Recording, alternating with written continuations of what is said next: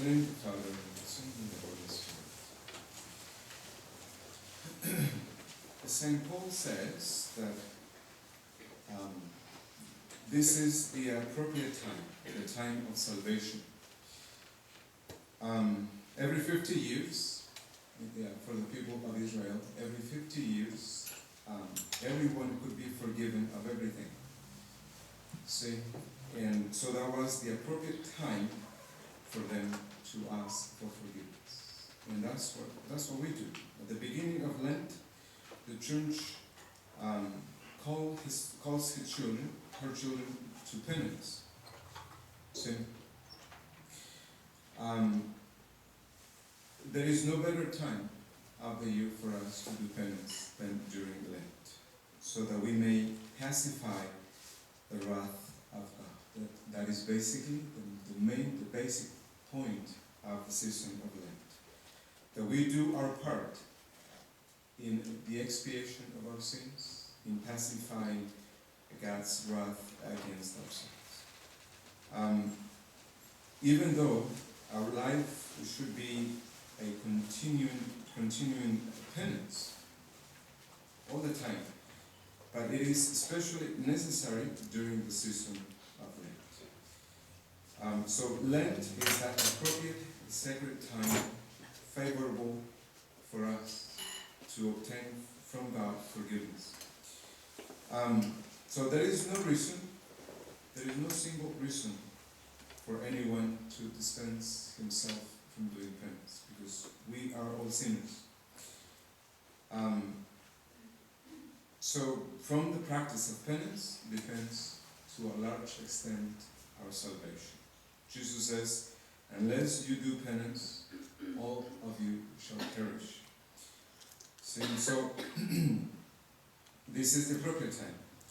Now the first thing that God is looking for in each one of us is, and that's something also that we should be asking all the time. The first thing, the only thing that God is looking for is a contrite heart, or what as we call it, compunction of heart. Sorrow, pain for sin. If we don't develop this feeling first, this emotion, this pain, this sorrow for sin, then nothing of what we are going to do during Lent is going to have any meaning. Everything that we do during Lent comes from this interior contrition for the sins we have committed.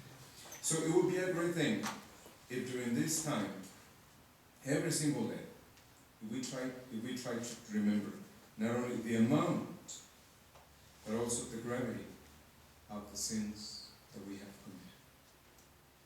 I mean, at the beginning of the year, many people made certain resolutions.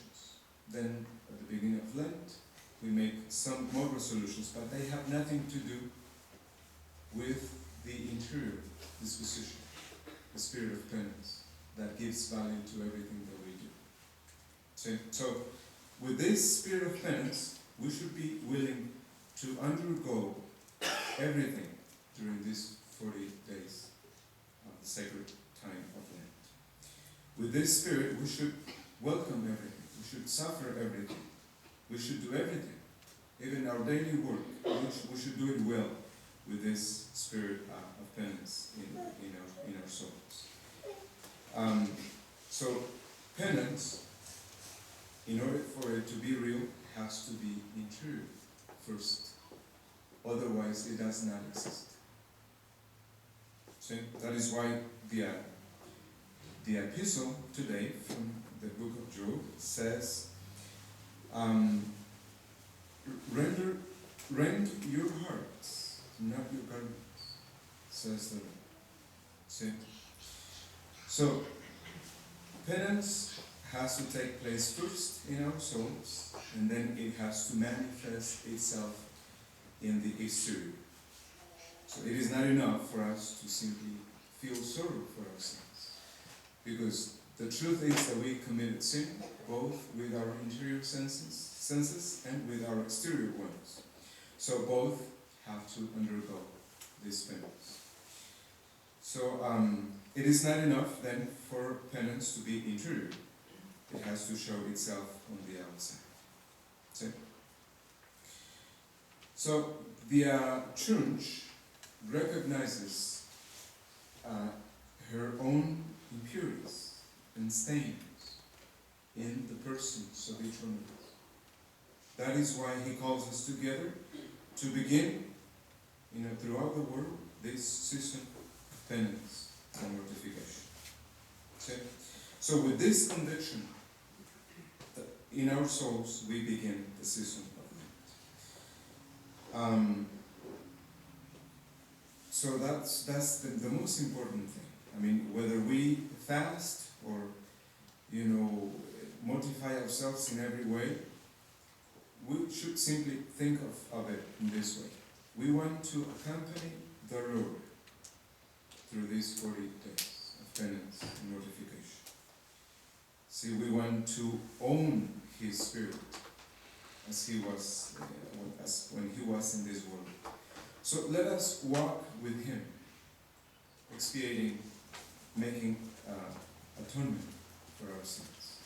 That's the best thing we can do for ourselves, and that's the best thing we can do for the entire church, especially today, as we begin the season of Lent with this decision of the Holy Father.